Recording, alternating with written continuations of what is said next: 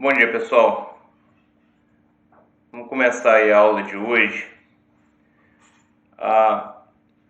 Eu vou apresentar para vocês dois vídeos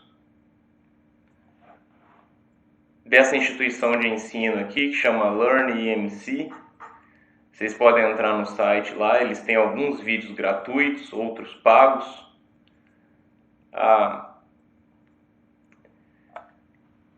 O que a gente vai ver aqui hoje é muito do aspecto qualitativo. Tá? Então, eles não estão ensinando em nenhum desses vídeos quantificar certas coisas. Por outro lado, quantificar certas coisas, a gente já aprendeu a fazer isso aí durante o curso. Tá? A gente viu aí linhas de transmissão,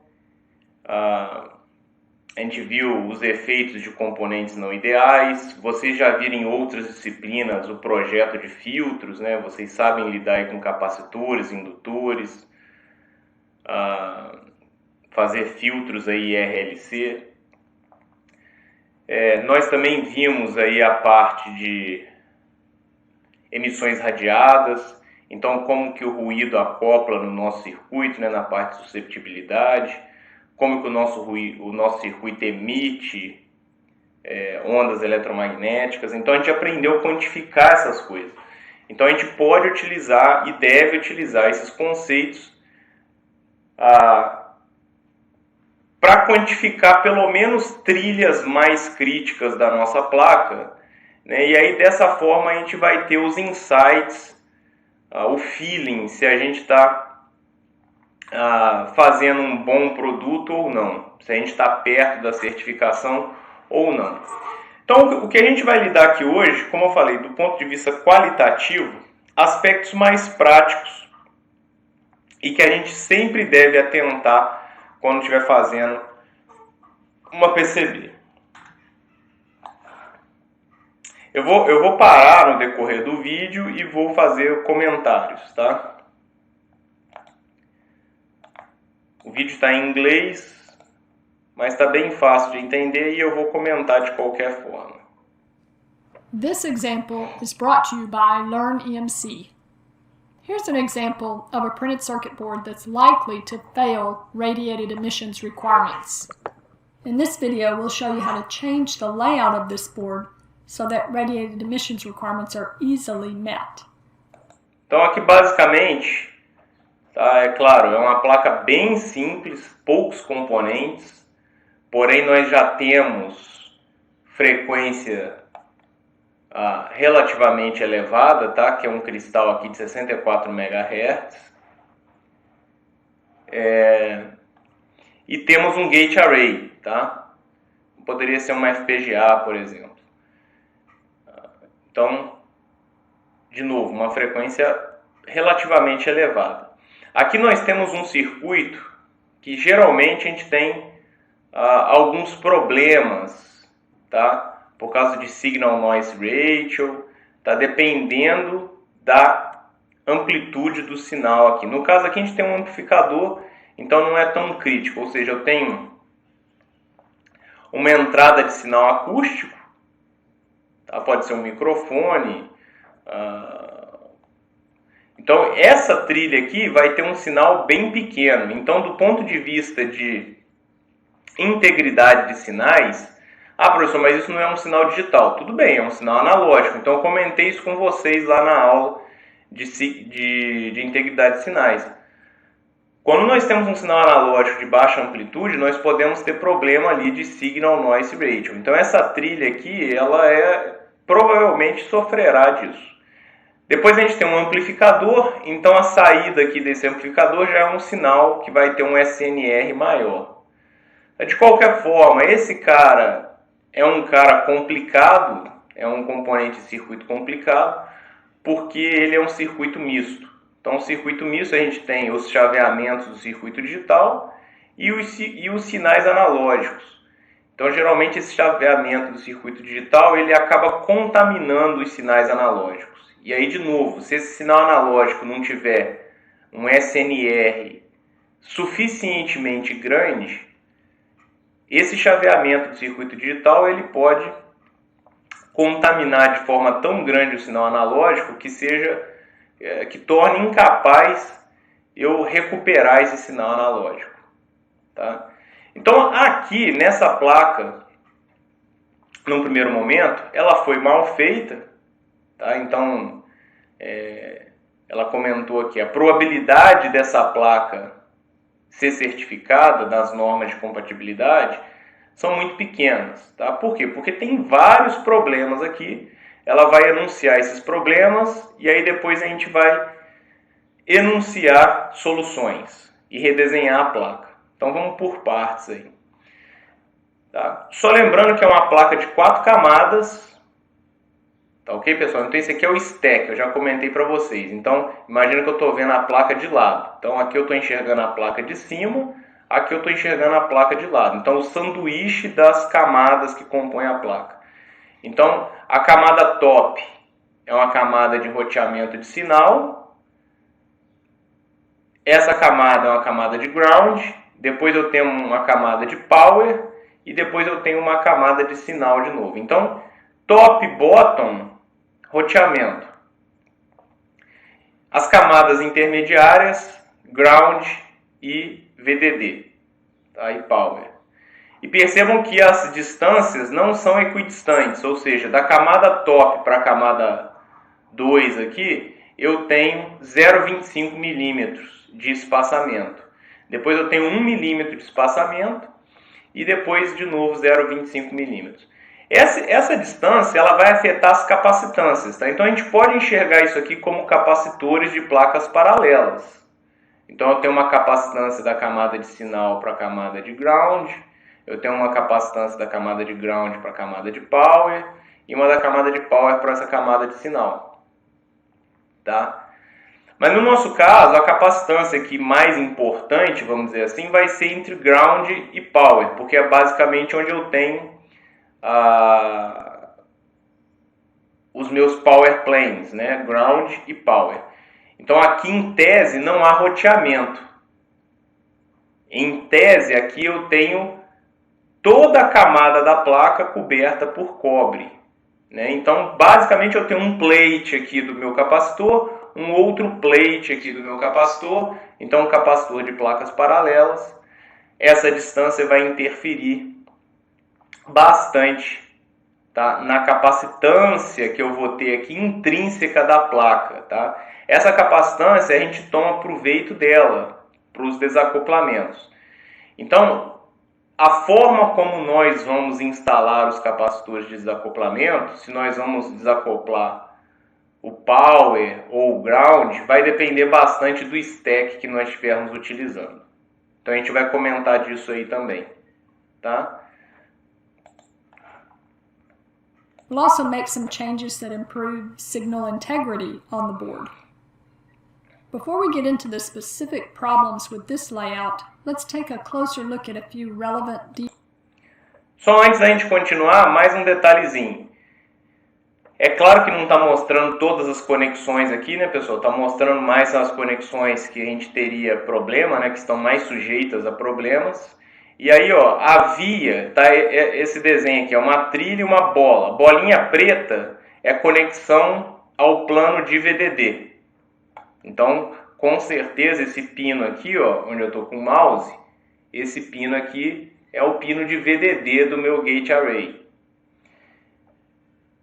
A conexão com bolinha vazia aqui é a conexão para o plano de terra. Tá? Então isso é importante aí para a gente entender como que está o circuito. Details of the design.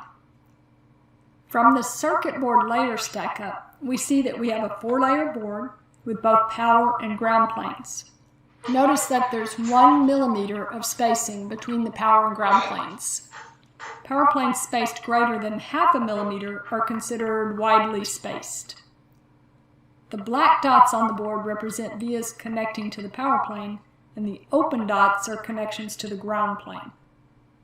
There are 4 decoupling capacitors connected between the power and ground planes.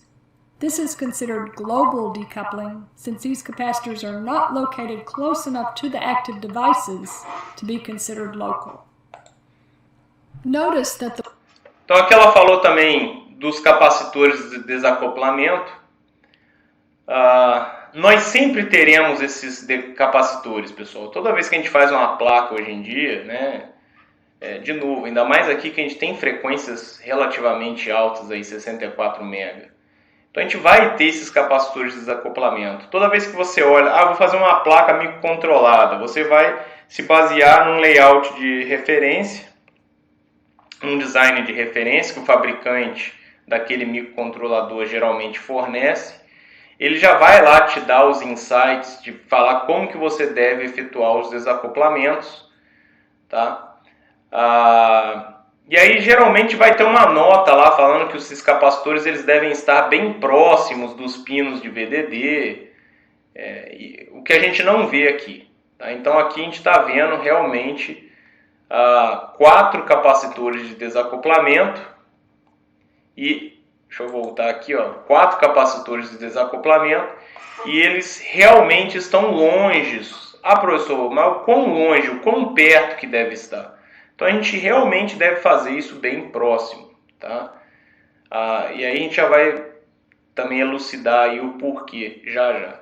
Então dessa forma como está feito aqui, eles são considerados desacoplamentos globais, tá? Então o que a gente pode pensar desses capacitores de desacoplamento? Vamos fazer uma analogia assim, imagina que você mora num condomínio. O condomínio tem uma caixa d'água lá de, 200 mil litros. Tá? Então, aquele seria uma caixa d'água global. O que seriam as caixas d'água locais? Seria a caixa d'água que você tem na sua casa. Tá? Então, você tem uma caixa d'água global que vai absorver ali flutuações de água maiores. E você tem as pequenas caixas d'água na sua casa que vão absorver flutuações menores. É a mesma coisa aqui, tá? Só que em vez de água, a gente está falando de cargas elétricas. Tá? Então, frequências muito elevadas, espúrios muito rápidos, o ideal é que você tenha os desacoplamentos locais, muito próximos dos pinos ou de VDD ou de terra. Vai depender basicamente do stack aqui. Para você absorver isso aí de forma rápida o suficiente, de forma que o seu circuito não perceba tanto aquela flutuação. Já flutuações maiores de tensão, basicamente elas serão filtradas pelos capacitores de desacoplamento global. Tá? Agora, capacitor de desacoplamento, pessoal, é uma ciência, é complicado isso daí. Geralmente os fabricantes acabam fazendo até ensaios, né, em placas de teste. Então é interessante que, se houver um design de referência, que eu siga, tá? Porque os fabricantes sabem exatamente a característica interna do circuito integrado dele. Então ele vai estar falando, use um capacitor de tantos nanofarad, aí você quer usar um maior, que vai filtrar mais. Não é bem assim. Tudo bem, ele filtra mais, mas se o capacitor é maior, ele é mais lento. E aí, se ele é mais lento, ele pode não ser rápido o suficiente para filtrar aquele sinal. É a mesma discussão que a gente fez lá quando a gente discutiu descargas eletrostáticas, que eu falei dos diodos de proteção. A gente tem os diodos de sinal e tem diodo de potência. O diodo de sinal ele não aguenta uma corrente muito grande, porém ele é rápido. Um diodo de potência, ele aguenta uma corrente grande, porém ele é lento. E eu quero desviar um espúrio de tensão, que é uma descarga eletrostática. Então eu tenho que fazer o meio do caminho. O meu diodo ele tem que ser rápido o suficiente para desviar aquele espúrio de tensão, mas ele também tem que ser forte o suficiente para aguentar um determinado nível de carga. Então a mesma coisa que é o capacitor. Tá? Então, por isso que é interessante que a gente sempre siga as capacitâncias do design de referência, tá? Daquele chip, daquele fabricante. Se não houver essa informação, a gente aplica aí o que a gente tem de conhecimento. To be considered local. Notice that the board has 3 external connectors, a 6-volt power input, an acoustic signal input, and a digitized signal output. Então, 3 conectores aí, tá? eles também estão posicionados de uma forma que não é muito legal. Então, vocês vão ver, na placa final corrigida, o posicionamento desses conectores estará de forma diferente. Geralmente, quem determina isso não é o engenheiro eletrônico. Geralmente, quem determina o posicionamento dos conectores é um engenheiro mecânico ou é o cara da usabilidade, tá, que definiu, não, o nosso produto vai ter que ter essa disposição de conectores para o usuário ter a usabilidade perfeita. Então, geralmente, quem define posição de conector, tá, não é o engenheiro eletrônico. Infelizmente, porque geralmente o engenheiro eletrônico ele está preso a uma disposição de conectores que não é a ideal não é ideal do ponto de vista de compatibilidade eletromagnética. Ela é ideal do ponto de vista de usabilidade, do arranjo mecânico ali, mas não do ponto de vista de compatibilidade eletromagnética. Nesse caso aqui, ela não está discutindo isso, mas eu já estou avisando para vocês, tá? E geralmente quem leva melhor nesse caso é o povo da usabilidade. Afinal de contas, eu posso fazer um excelente produto do ponto de vista eletrônico.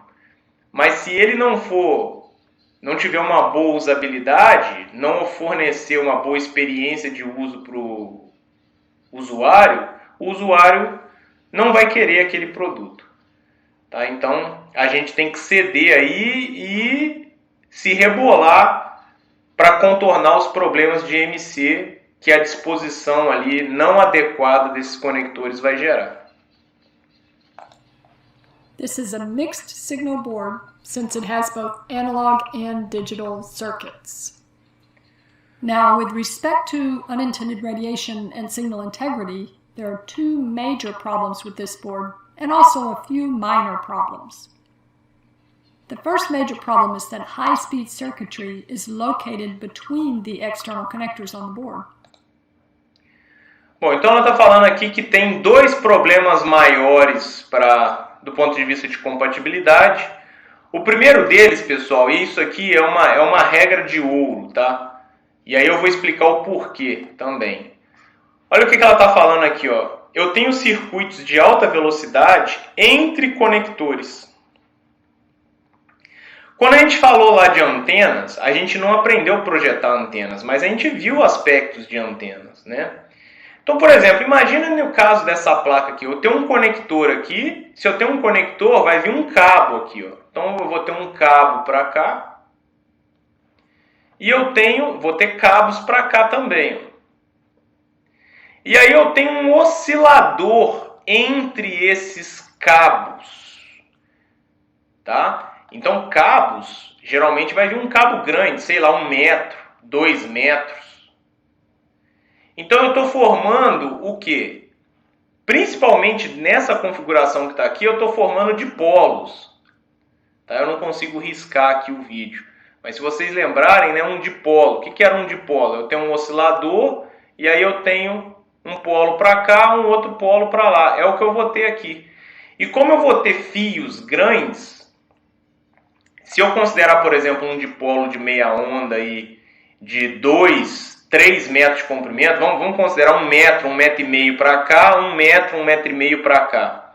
Esse 64 MHz, ele já pode ser justamente a frequência para transformar essa antena num dipolo de meia onda. E a gente viu lá que um dipolo de meia onda, ele tem uma eficiência bastante grande, a gente fez inclusive um exercício, ele tem uma eficiência bastante grande em emissão de ondas eletromagnéticas. E não é o que nós queremos, tá? É claro que geralmente esses cabos serão blindados, então eles não funcionarão como antenas, como boas antenas. Mas esse é mais um cuidado, eu estou encarecendo o custo, entendeu? Às vezes eu vou ter que fornecer o meu equipamento, que é a minha placa, com cabos que custam 5, 6 vezes o preço de um cabo comum, porque ele tem que ter uma blindagem específica. Por quê? Porque eu não fiz o layout adequado. Eu deixei essa parte de alta frequência entre os conectores. Ou seja, eu estou gerando realmente um dipolo que pode ser um dipolo de meia onda, né? Se esse comprimento aqui desse fio daqui, daqui, daqui, eles forem um comprimento adequado para essa frequência de 64 MHz. Tá? Então, pessoal, muito cuidado com isso. Vamos para o segundo problema. This can cause cables attached to the connectors to radiate at unacceptable levels. The second major problem is that the decoupling is inadequate for this particular board. E aí o segundo problema é o desacoplamento aí frágil, né? Na verdade, o desacoplamento não está local, a gente só está tendo desacoplamentos globais e esse não é o ideal. Porque quando eu estou longe, tá, dos pinos de power, eu acabo deixando a coisa mais lenta. Pessoal, uma coisa que a gente tem que ter em mente e que talvez a gente não tinha, né? Eu já comentei bastante quando nós vimos as linhas de transmissão, né? Eu bati bastante na tecla, ó, dependendo da frequência que nós estivermos trabalhando, eu não posso considerar um fio como um curto-circuito. Eu tenho que melhorar o meu modelo, senão a prática não vai ser refletida pela teoria. Tá? Por quê? Porque o meu modelo é ruim. Então eu tenho que melhorar meu modelo. Agora eu vou falar uma outra coisa. Imagina o seguinte, eu tenho uma placa de circuito impresso. E essa placa de circuito impresso, vamos imaginar que eu não tivesse trilha, que eu tivesse só a folha de cobre inteira. Tá? Eu tenho a folha de cobre inteira aqui, ó. E aí eu boto um pino aqui de VDD, nesse corner aqui, ó, no corner superior esquerdo aqui, ó, eu boto VDD. Eu ligo uma fonte aqui, o terminal positivo. E nesse corner inferior direito aqui, ó, eu ligo o terminal negativo da fonte. Tá? E aí imagina que eu tivesse um equipamento mágico, tá, pessoal? Que eu conseguisse ver a distribuição de cargas que eu teria nessa folha de cobre. Aí você vai falar, pô, mas é uma folha de cobre inteira. Eu vou ter uma distribuição igualitária de carga. Não, eu não vou ter. Tá? Eu sempre vou ter um gradiente de cargas, independente se é um fio, um metal. Tá? Eu sempre vou ter um gradiente de cargas. Tá? Por que eu estou querendo dizer isso? Se eu boto meu capacitor de desacoplamento longe do pino que ele deveria desacoplar os ruídos, flutuações no VDD, o que é flutuação no VDD que eu estou querendo dizer? Vamos imaginar que esse gate array aqui ele seja alimentado com 3.3 volts. Eu vou ter ruído. O meu 3.3 volts é ideal, mas nunca vai ser 3.3 volts certinho. Eu tenho ruído térmico na fonte, eu tenho os acoplamentos eletromagnéticos, eu tenho um ruído que o meu próprio circuito está gerando. Então, na verdade, eu vou ter, né, um ruído aleatório no entorno de 3.3 volts. O que esses capacitores de desacoplamento se propõem a fazer é filtrar esses ruídos. Se eu colocá-los longe do meu pino, eles vão se tornar ineficientes. Tá? Por quê? Porque, de novo, eu tenho um gradiente de cargas aqui. Tá? Então, eu tenho que tomar esses cuidados. Não que desacoplamentos globais não sejam importantes, eles são. Mas os locais, que são os que são bem próximos mesmo dos pinos de VDD aí, eles também são. Então, no final das contas aqui, foi feito um esquema de desacoplamento frágil, para não dizer ruim. Poor decoupling can lead to voltage fluctuations between the power and ground planes as the various devices demand current. In addition to these two major problems, the I/O lines bring signals too far onto the board, and other digital. E aí aqui ela está falando de problemas adicionais de menor relevância, tá? porque ela está considerando o ponto de vista apenas de compatibilidade. Tá? Então ela está falando que eu tenho traços longos, a gente já viu que esse é um problema, tá? Principalmente para as correntes de modo comum, né? Que a gente viu lá em emissões radiadas, que as correntes de modo comum elas dependem apenas do comprimento, elas não dependem da área do loop. Então eu tenho realmente trilhas compridas, ó, que carregam uma frequência elevada, então essas trilhas vão se comportar como antenas e vão prejudicar a minha certificação. Além disso, eu ainda vou gerar problemas de integridade de sinais. Por quê? Porque eu vou ter alta frequência, um sinal quadrado, né, um sinal pulsante, aí, um clock, 64 MHz. Esse 64 MHz ele vai acabar poluindo a placa inteira. Lembrando que eu tenho uma trilha aqui, ó, de baixo SNR, porque essa trilha aqui carrega um sinal, por exemplo, de um microfone que ainda não foi amplificado. Então essa trilha é um sinal de baixo SNR. E aí a minha placa está contaminando essa trilha com muito ruído. Então eu posso chegar num limite de não conseguir recuperar esse sinal. Então eu tenho um problema aí de integridade de sinais também.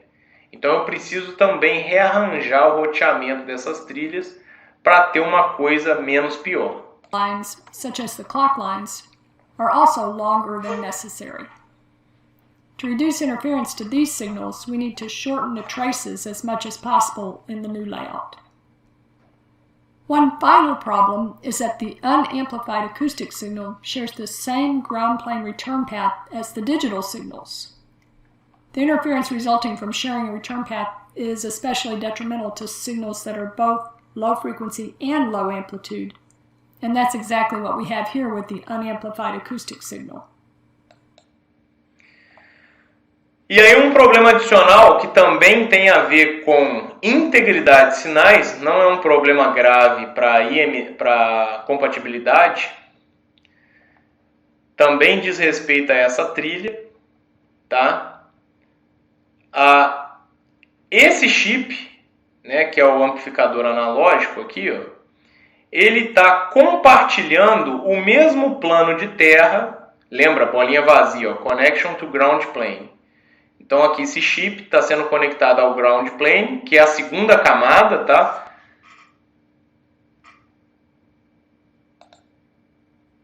Olha lá, ó. Ground plane, segunda camada. Então aqui eu tenho o top, que é onde estão os componentes. Aqui eu tenho a segunda camada, que é o ground.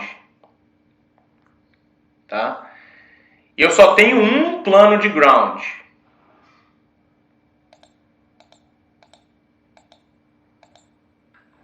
E aí, olha lá. Esse chip está conectado ao mesmo plano de ground do que o oscilador aqui, do que o gate array. Tá? Que tem 3 grounds na verdade, 1, 2 e 3. Do que o meu power supply, que também é um problema, tá? Do que o conversor digital analógico digital. Tá? Então, o que acontece? Tá todo mundo no mesmo terra. De novo, eu tenho um gradiente de cargas. Só que eu tenho um sinal oscilante no tempo, em onda quadrada, que é pior. Então ele vai perturbar o meu terra. Isso significa que o terra não vai estar em 0 volts perfeito. Eu vou ter um ruído no entorno de 0 volts. É isso que vai estar no meu plano de terra. E a gente sabe que tensão é sempre uma diferença de potencial. Quando a gente fala assim, qual que é o valor de tensão desse nó? É X volts. Isso não existe. Tensão é sempre diferença de potencial. Na verdade, quando a gente fala qual que é a tensão nesse nó, a gente está querendo dizer com relação ao terra. A gente omite essa parte da informação porque é o padrão. Tá? Quando eu quero especificar uma diferença de potencial entre um nó que não seja o nó X e o terra, aí eu explicito isso. Qual que é a diferença de potencial entre o nó X e o nó Y? Quando eu falo qual que é a tensão do nó X, eu estou referenciando ao terra. Tá? Mas é sempre uma diferença de potencial.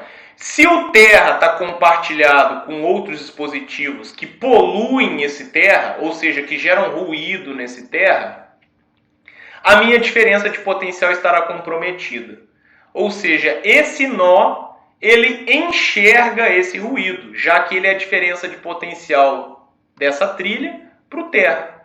Se o terra está variando, se o terra não está em zero bonitinho, significa que esse ruído está poluindo essa trilha, que já tem um SNR bastante pequeno.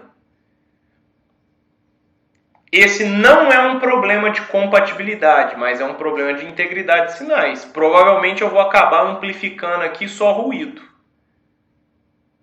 Tá? Então eu preciso tomar esses cuidados também. Por isso que a gente falou que compatibilidade e integridade de sinais estão intrinsecamente ligados. Então o ideal é sempre que eu tenha planos distintos, tá? Plano para os circuitos analógicos, plano para os circuitos digitais. Nem sempre é possível, eu vou encarecer a minha placa se eu começar a adicionar muitas camadas. Tá? Mas vai depender da qualidade que eu quero do meu equipamento. Acoustic signal. Now let's look at each of these problems in a little more detail so that we can determine a better way to lay out this board. Let's start with the problem of the placement of the high-speed circuitry between external connectors. This layout will cause a voltage difference between the connectors on opposite sides of the board. As a general guideline, if the circuitry between connectors has signals at tens of milliamps, operating at frequencies of tens of megahertz, then that will produce millivolts between external connectors. Ó, isso daqui a gente aprendeu a calcular, pessoal. Tá? Quando a gente viu lá a parte de emissões radiadas, a gente calculou isso. Inclusive o exemplo dado foi um exemplo de quantos miliamperes circulando lá num loop, né, no meu circuito, iria já dar os 3 volts por metro, que é o que a norma FCC de campo, né, a 3 metros de distância. Então, e a gente chegou lá em torno de miliamperes. É justamente a conclusão que ela chegou aqui, que é a regra de ouro. Ela não ensinou a calcular, vocês já têm condições de calcular isso. Tá? Mas a regra de ouro é dezenas de miliamperes a dezenas de megahertz vai produzir o quê? Milivolts de tensão nesses conectores externos. Né? E esses milivolts vão se tornar campo elétrico, que provavelmente vão gerar problemas aí na certificação. Então a gente aprendeu a calcular isso. Tá? Now the cables attached to the external connectors can behave as antenna parts. So millivolts of potential difference can cause one cable to be driven relative to another cable at a level that can easily exceed radiated emissions requirements. So what's the solution? There's only one good way to address this. We need to rearrange the board so that the high-speed digital circuitry is not located between external connectors. Now, if we just leave the connectors in place and move components around, there's really no good place to put the high-speed circuitry so that it's not between the connectors. What we need to do is move the external connectors. Então, o que ela está falando é a melhor solução é tirar o circuito digital, que é o circuito de alta frequência, do meio, né, dos conectores. O problema é que não tem onde eu colocar eles aqui, para eles ficarem fora do meio aqui dos conectores. Então o que eu tenho que rearranjar são os conectores. E aí de novo eu repito, geralmente isso não é uma escolha do projetista PCB, do engenheiro eletrônico. Geralmente essa é uma escolha do ponto de vista de usabilidade. E aí talvez eu tenha que mitigar o problema. problema vai existir, eu vou ter que conviver com ele. Se eu tenho que conviver com o problema, eu mitigo ele. Eu não evito. Aqui, no caso, ela vai evitar. O que ela vai fazer vai ser rearranjar os conectores de forma que eles estejam todos do mesmo lado da placa. Ela teve essa liberdade. To the bottom right edge of the board like this. Olha lá. With the... Então perceba aqui que ficou clarinho, só para a gente ver onde que era, tá? Onde eram os conectores. Mas ela moveu esses conectores todos, ó, fez tipo uma placa PCI de desktop. Ó. Então agora está tudo na parte de baixo da placa. E ainda mais para o canto direito aqui, ó. Dessa forma, a parte de alta frequência não vai mais ficar no meio dos conectores. Então eu não vou ter mais aquele dipolo que a gente estava tendo, que a gente viu que é, principalmente um dipolo de meia onda, né, é uma antena de eficiência bastante elevada. A gente calculou, a gente fez esse exemplo. Tá? Então agora eu não vou ter mais esse dipolo. Connectors in this new position, we can rearrange the components on the board so that all the high-speed circuitry is toward the left side of the board. Let's go ahead and drop the traces for now and move the components to this position. Notice that some of the components have been rotated relative to their original position on the board. Also, there were 4 global decoupling capacitors on the... Então o que ele fez agora, né? O circuito de alta frequência foi colocado mais distante dos conectores, tá? Não está entre conectores. Ela manteve os 4 capacitores de desacoplamento, mas juntou eles aqui. A gente sabe que capacitores em paralelo eles estão, né? Que eles estão sempre entre o power plane, que aqui está conectado no power plane e aqui conectado no ground. Power, ground, power, ground. Então eu tenho 4 capacitores em paralelo, as capacitâncias serão somadas.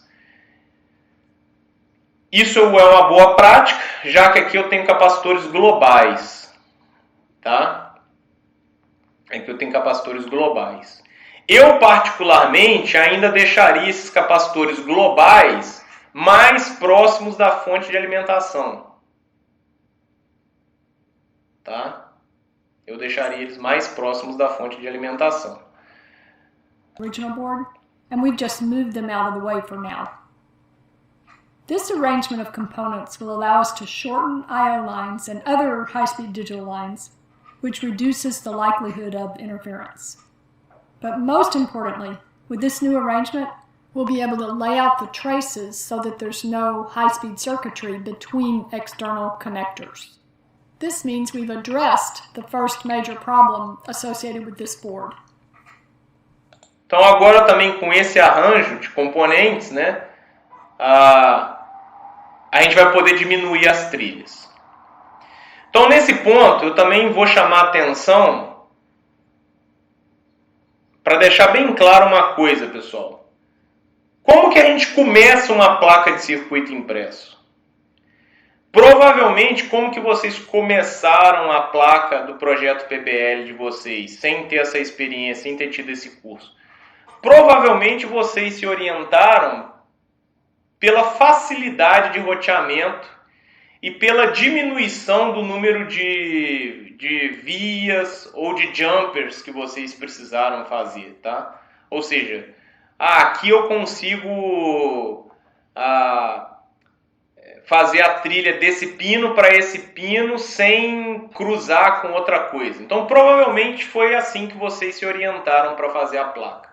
Esse não é a razão correta, tá? O motivo correto para vocês posicionarem os componentes e começarem a fazer a placa. Então, o que vocês devem se orientar são esses conceitos, tá? Basicamente, separar a parte analógica da digital o máximo possível. Os circuitos digitais para um canto, os circuitos analógicos para o outro. Não ter circuitos de alta frequência entre conectores. Com essa disposição de componentes, eu consigo diminuir o comprimento das trilhas, mesmo que eu precise fazer um jumper. Um jumper não é um problema tão grave. Vai me dar mais trabalho para confeccionar a placa. Tá? Por outro lado, pode me evitar problemas na hora de certificar.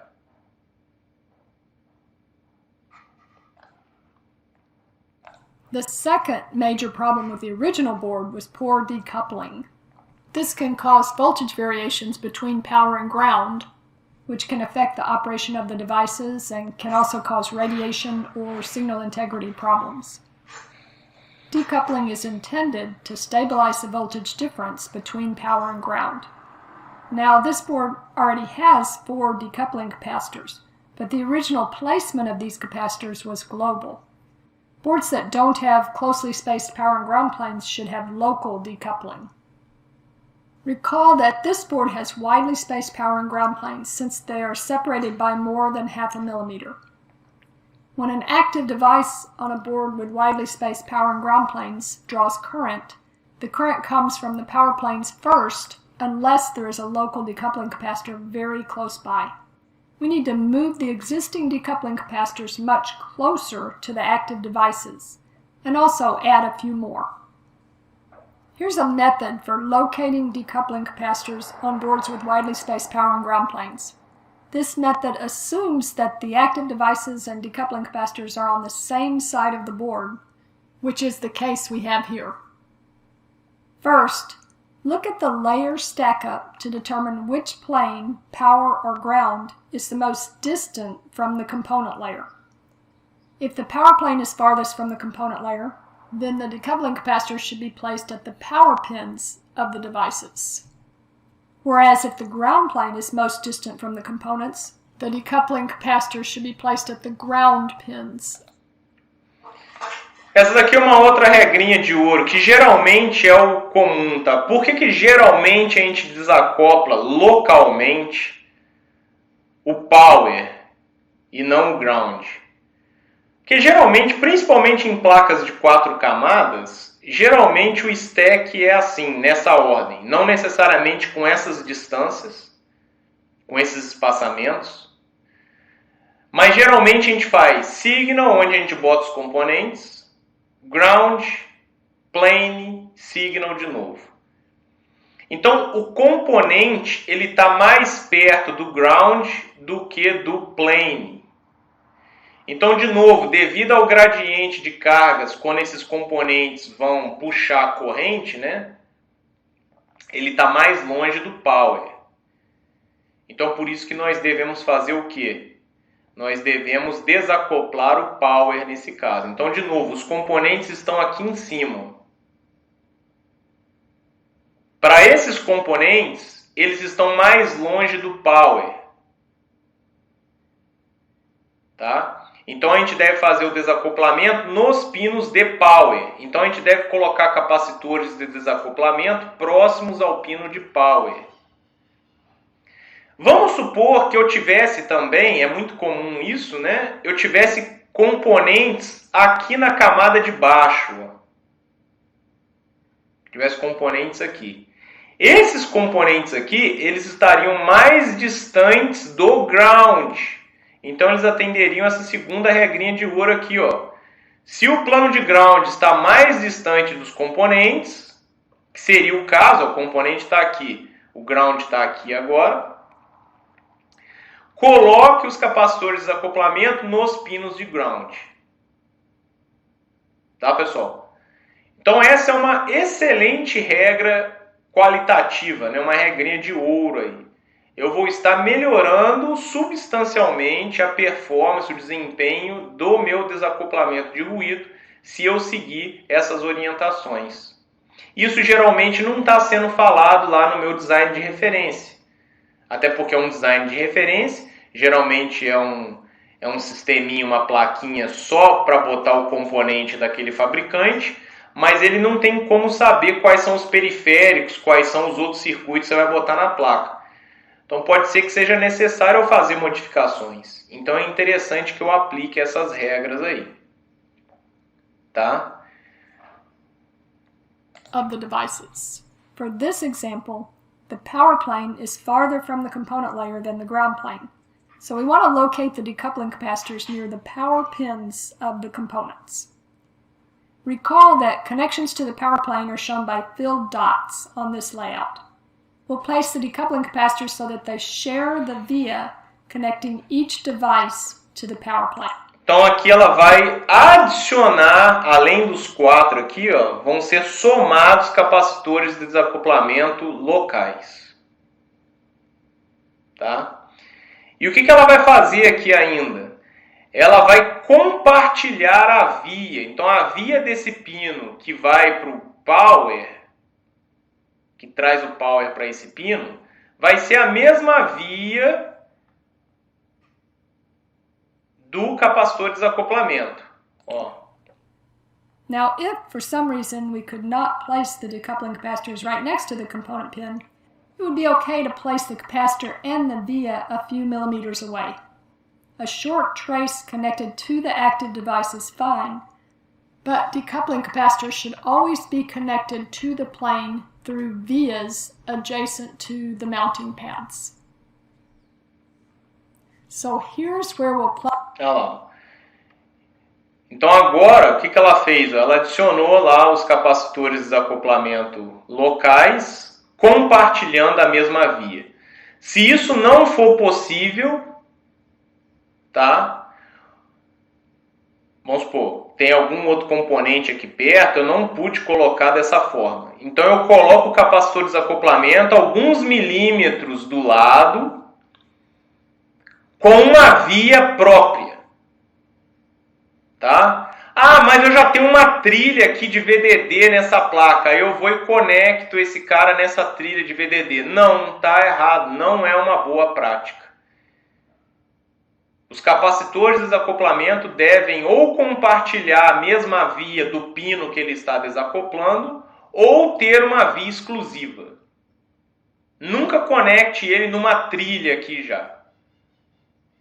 Tá? Então essa daqui é uma excelente forma de fazer esse desacoplamento. Está compartilhando a mesma via. E isso foi feito em todos. Em todos os pinos de VDD. Percebam que aqui o Gate Array ele tem 3 pinos de VDD. Os 3 foram desacoplados. Provavelmente o fabricante desse Gate Array ele já diria os valores desses capacitores.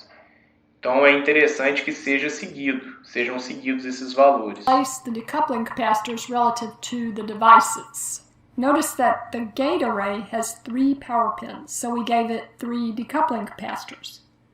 The other devices have just 1 power pin, so they each get 1 decoupling capacitor. This placement of local decoupling capacitors will significantly improve the decoupling on this board. And this takes care of the second major problem that we identified on the original layout. So now... Uma outra coisa, pessoal.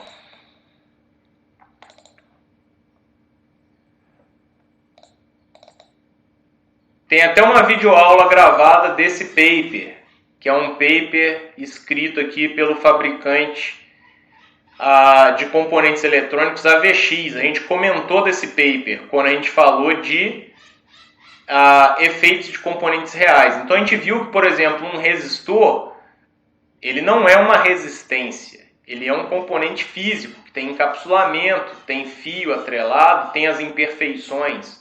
Então, na verdade, ele tem indutância e capacitâncias paralelas, parasitas. A mesma coisa para um capacitor. Então a gente viu, esse paper ele está tratando justamente disso. O tamanho do encapsulamento vai afetar absurdamente a performance como capacitor. Olha só, até 10 MHz está funcionando como um capacitor.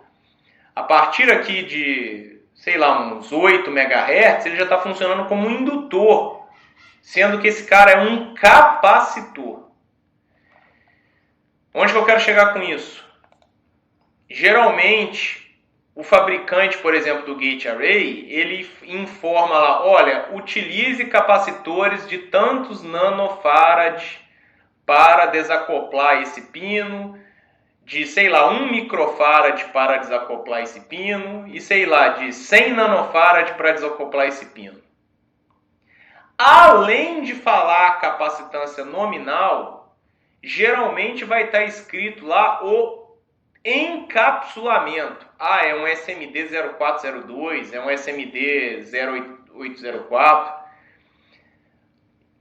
Eu devo seguir o encapsulamento também. Por quê? Diferentes encapsulamentos significa diferentes parasitas. Então, o comportamento do dispositivo será distinto. Então, eu não posso negligenciar isso. Isso é extremamente relevante. Let's take a quick look at the acoustic signal return path problem. Let's go back to the original layout for a minute. The unamplified acoustic signal. Então agora a gente já lidou com os dois problemas maiores, né, que eram a distribuição dos componentes de alta frequência. Então já desloquei eles para cá, né, juntamente com o deslocamento dos terminais todos aqui para a borda inferior direita. Tá? Então não tenho mais o meu dipolo, né? A outra coisa que eu também fiz foi melhorar o desacoplamento. Então esses eram os dois problemas majoritários. Agora nós temos um problema que é um problema mais de integridade de sinais, que é o return path aí, o caminho de retorno, né, o caminho de ground do meu amplificador. Então como que a gente vai atacar isso? Let's go amplified acoustic signal shares the same ground plane return path as the digital signals. Recall that current flows in loops, so the current from the acoustic signal input connector to the analog amplifier has to somehow find its way back to the connector. Então aqui ela está explicando o que eu falei, da diferença de potencial, né? Então, de novo, é sempre uma diferença de potencial. Então, dessa trilha, a diferença de potencial com relação ao terra, só que o terra está compartilhado. Um terra analógico aqui, ó, com os terras digitais. Então, essa diferença de potencial ficará comprometida. Por quê? Porque a linha de terra está variando. Ela não é zero. Ela é zero mais ou menos alguma coisa, que varia no tempo ainda, que é pior. Tá? Então, é um ruído. Isso vai estar contaminando o meu sinal a ser amplificado. So the current from the acoustic signal input connector to the analog amplifier has to somehow find its way back to the connector. With this original layout, the current will be dumped onto the ground plane at the ground pin of the amplifier, and then it will make its way back to the ground pin of the connector in order to complete the loop. Então ela está mostrando aqui como é que seria o loop aqui, né? Então, por exemplo, aqui eu vou conectar o meu microfone. Né? Como é que vai ficar o loop de corrente desse sinal? Então o sinal vem por aqui, entra no meu amplificador analógico, né? Faz o que tem que ser feito e a corrente vai voltar por onde? Para o plano de terra. Mas ele morreu no plano de terra? Não, é um loop. Então o que ele vai fazer? Ele tem que voltar para cá. Ó. Então esse caminho daqui até aqui está sendo feito pelo plano de terra. Mas o plano de terra está contaminado por esses ruídos. Ah, professor, mas o senhor não falou que existe um gradiente? Então, daqui até aqui, está distante. Já vai haver uma perda, uma atenuação desses ruídos. Vai haver. Tá? Esse ruído é muito mais forte nessa região aqui, nessa daqui e nessa daqui, do que por aqui. Porque há sim um gradiente, há sim uma atenuação do ruído para cá. Porém, esse sinal é um sinal que não está amplificado ainda, é um sinal de baixíssima SNR. Então, qualquer ruído pode ser muito crítico. Now, it turns out that low-frequency currents that use a ground plane as a return path will spread out on the plane, taking every available path according to the... E aí, o que ela está falando aqui ainda? Tá? Eu ainda não tinha comentado disso, mas a gente viu isso lá quando a gente falou de indutância mútua. A gente percebe o seguinte, todo sinal de baixa frequência, a indutância é pequena, porque a reatância indutiva é 2πfL. Ou seja, a frequência é diretamente proporcional à reatância indutiva. Quanto menor a frequência, menor a reatância. Tá? Esse sinal é um sinal acústico, até 20 kHz. 20 kHz é um sinal de baixíssima frequência. Então a reatância indutiva é pequena na placa inteira. Isso significa que esse gradiente do plano de terra para esse sinal de baixa frequência não é um gradiente tão...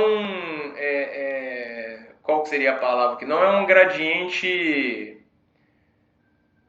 tão rígido assim, tá? Por quê? Porque a placa, esse sinal de baixa frequência, ele vai enxergar no plano de terra inteiro um plano de baixa impedância, de baixa reatância indutiva. Então ele realmente acaba ocupando a placa inteira. Ele acaba enxergando todo o plano de terra como uma trilha. Diferente dos sinais de alta frequência. Os sinais de alta frequência, de novo, quanto mais alta a frequência, maior a reatância indutiva. Então, os sinais de alta frequência, o return path, ele vai tender a ser exatamente embaixo da trilha do sinal. Por quê? Porque aí eu vou ter a indutância mútua, tá? Diminuindo a indutância total. Então, vai ser justamente onde esse return path vai encontrar menor impedância. Tá? Então, sinais de alta frequência, eles não tendem a se espalhar pela placa, se espalhar pelo plano. Sinais de baixa frequência tendem. E aí, ele se espalhando aqui, beleza, professor, o senhor falou lá, o ground plane desse cara aqui, ele está mais concentrado, o ruído perto dos pinos. Sim, perfeito. Por causa do gradiente, por causa da indutância mútua. Tá? As reatâncias indutivas vão ser menores embaixo aqui das trilhas. O problema é que esse cara não é de baixa frequência, então ele vai tender a se espalhar na placa inteira. E aí, se espalhando na placa inteira, ele vai enxergar esses ruídos de forma mais relevante e vai se contaminar mais. Impedance of the path. This spreading out of the return current makes low frequency signals particularly vulnerable to interference on the ground plane. So where does the interference come from? Signals that share the same current return path can experience crosstalk due to common impedance coupling.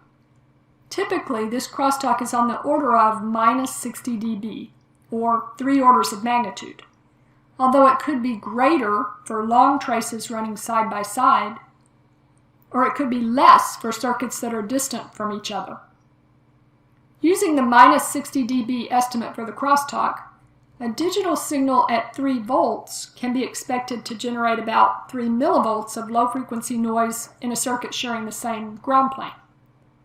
A general rule of thumb is that low-frequency signals should not share the ground plane as a current return path unless minus 60 dB of crosstalk can be tolerated.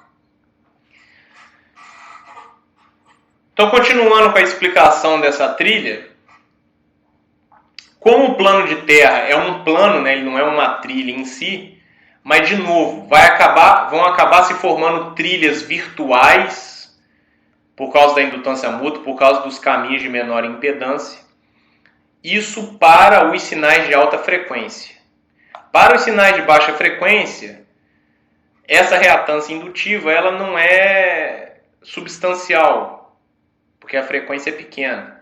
Então ela vai acabar encontrando em todo o plano de terra a sua trilha. E aí o que vai acontecer, né? Essa contaminação do ruído que eu falei, ela vai se dar basicamente por crosstalk. Ou seja, eu vou ter uma contaminação do return path desse cara, né, do meu amplificador analógico, pelo return path do gate array, pelo return path do conversor analógico digital e do oscilador de 64 MHz. tipicamente, pode ser mais ou pode ser menos, tá? Mas tipicamente, como um valor básico aí para eu fazer minha análise, esse crosstalk é da ordem de 60 dB, menos 60 dB. Ou seja, 3 ordens de magnitude. Porque eu não estou falando de potência, tá? Eu estou falando de tensão. Tá? Então, 60 dividido por 20, 3. 3 ordens de magnitude. Tá? Ou seja, se eu tiver aqui 3.3 volts, aqui 3.3 volts, meu nível lógico, né, 3.3 volts, que está variando ali, meu return path vai ter uma diferença de potencial de 3.3 volts. Aplicando essa regra de ouro de menos 60 dB, significa que eu posso ter de acoplamento no meu return path do meu amplificador analógico 3.3 volts dividido por 1000, que são 3 ordens de magnitude, ou seja, 3.3 milivolts. Ou seja, aquele meu sinal acústico de baixíssima amplitude, que deveria ser ele menos zero, ele não é menos zero, ele é o sinal menos um ruído que está variando no entorno de zero, mas que tem amplitude de 3.3 milivolts. Então, inclusive, esse ruído de 3.3 milivolts, ele pode ser de uma ordem de grandeza muito maior do que o meu sinal que está aqui. Então, por isso a importância de eu fazer um excelente projeto, principalmente para esses sinais analógicos de baixa amplitude. We need to provide a separate return path for the acoustic signal by adding a dedicated trace tied directly to the amplifier ground pin. This will ensure that the current for the acoustic signal input will return on the trace rather than on the ground plane. We'll implement this extra trace in the final layout. Okay, here's our new arrangement again. We've discussed solutions for each of the problems on the original board, and we're ready to add the traces to the new layout. So let's do that now. And here's a layout that addresses all the problems we've discussed. The dashed traces indicate that we routed the 64 MHz clock on layer 4. This was not essential, just convenient. Let's look at the original board and the new layout side by side for comparison. Here's the original layout. Então aqui eu tenho, né, o layout original, né, que era bem ruim, o layout corrigido. Tá? Layout corrigido. Então aqui o dashed aqui significa que ele roteou isso na camada bottom. Tá? Ela falou, ó, isso aqui não era necessário, mas foi feito até por conveniência. Tá? Até para não cruzar aqui, ó, eu tinha disponível uma outra camada de roteamento, foi feito. Tá? Mas isso aqui não era importante, isso aqui é mais uma questão de conveniência. A questão que a gente estava discutindo, que era o último ponto fraco da placa, é o return path do amplificador analógico. Então o que ela fez? Tá? Ela fez uma trilha, ó, exclusiva para o return path aqui. Então, se eu ligar o meu microfone, né, eu vou ter o que traz o sinal até esse pino, né, aí ele chega, fica aqui dentro, é processado aqui dentro do meu amplificador, né, é amplificado, e aí depois ele sai pelo pino. E aí ele pega essa trilha, ele não compartilha mais do ground plane. Ele vai pegar essa trilha e vai voltar lá para o meu microfone. Tá? Ah, professor, mas continua tendo o meu pino conectado no terra. É claro, o meu circuito integrado ele depende de terra para funcionar. Então eu tenho aqui a minha trilha, né, que leva uma via para o plano de terra. Porém, eu fiz uma trilha dedicada para esse return path. Ah, professor, mas o ruído gerado pelo circuito digital não vai contaminar essa return path? Em parte, sim. Mas é muito pouco. Por quê? Porque aqui é alta frequência. Então, de novo, os return paths desses circuitos de alta frequência, eles tendem a ficar limitados na proximidade do circuito. Por quê? Quanto mais próximo o return path for da trilha, né, do sinal, menor será a impedância, por causa da indutância mútua. Tá? Então, a impedância sendo menor, de novo, é como se eu tivesse formação de trilhas virtuais no meu plano de terra para esses sinais de alta frequência. Não é uma trilha física, porque o plano está tudo preenchido de cobre, é um plano. Mas é como se formassem trilhas virtuais embaixo dessas trilhas do sinal. Então vai haver, de novo, tem um gradiente, né, mas tem uma atenuação dessa região aqui para essa região aqui. Para essa região aqui. Então o crosstalk não vai ser mais de 60 dB, vai ser muito menor. Então eu estou contaminando menos essa trilha. Uma outra coisa que eu tenho que fazer, pessoal, é diminuir o máximo possível essa trilha. Percebam que ela ficou com um comprimento muito menor do que o original. Então também quanto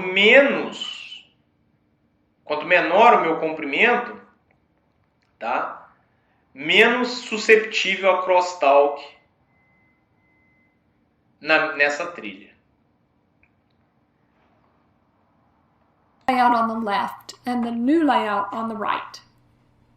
We moved all external connectors to the same edge of the board and shifted components so that the connectors are located to the right and below. The highest position of the components allowed us to start from the closest T, which makes it sensitive to interference from others. Olha lá, ó. Então tá aqui em destaque o return path do amplificador analógico. O ideal, pessoal, numa situação dessas, em sinais de baixíssimo SNR, que é o caso ali de um sinal de microfone que não é pré-amplificado nem nada, é nós adotarmos a abordagem diferencial. Então eu ter mais e menos, ao invés de eu ter mais e terra, tá? Então o ideal é a abordagem diferencial. Não era o caso aqui, então eu fiz a trilha dedicada para o return path. Tá? Mas o ideal, que é o que a gente vai ver no próximo layout, seria adotar, né, um dispositivo diferencial. Tá? Porque aí você evita o return path. E aí é o melhor dos mundos. Tá? Para esses sinais de baixo SNR. Então a gente atendeu aí, endereçou todos os possíveis problemas. O que ela faz um highlight aqui ainda de possivelmente necessários seriam cabos blindados, tá? Que é o que a gente já comentou. No geral, esses cabos têm algum nível de blindagem mesmo, tá? Porque senão a gente geralmente tem problemas, tá? É claro que fazendo essa abordagem mais correta, eu vou precisar de uma blindagem mais tranquila, mais barata, tá? Mas talvez seja necessário. Board's ground plane. Also, depending on the specific devices used and the quality of the power input, additional bulk decoupling may be required. And finally, notice that we did not provide a separate dedicated return path for the amplified acoustic signal. The current return path for this signal is the ground plane, and since this is a low-frequency signal, the return current was spread out. Aqui ela botou um capacitor de bulk, né, um capacitor global. Dependendo, ele pode ser o próprio capacitor formado entre ground e power da placa. Talvez já me forneça uma capacitância ok, e aí eu evite o uso de um componente, tá? Então é custo.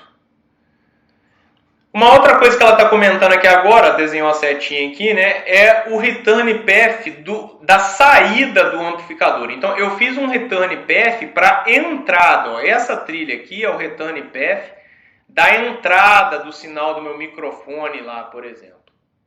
que é um sinal de baixa SNR, ele não foi amplificado ainda. Essa daqui é a saída, que vai até o conversor analógico digital. Percebam que essa trilha também tem baixa frequência, é o mesmo sinal de áudio, porém amplificado. SNR muito maior do que esse. Como o SNR é muito maior, eu já não fiz o return path para essa trilha. Embora ela seja de baixa frequência, ela vai tender a usar todo o ground plane como return path, porém o sinal foi amplificado. Então o SNR já talvez seja grande o suficiente para eu não me preocupar com os 3.3 mV de crosstalk que a gente viu lá que poderia contaminar, né, ser contaminado no ground plane. Tá? Embora, se eu quisesse, eu poderia fazer um return path aqui também para essa trilha. Mas não é extremamente necessário devido ao SNR. However, this signal has a higher amplitude than the unamplified acoustic signal. The implicit assumption we made was that the amplified acoustic signal would not be sensitive to crosstalk at minus 60 dB.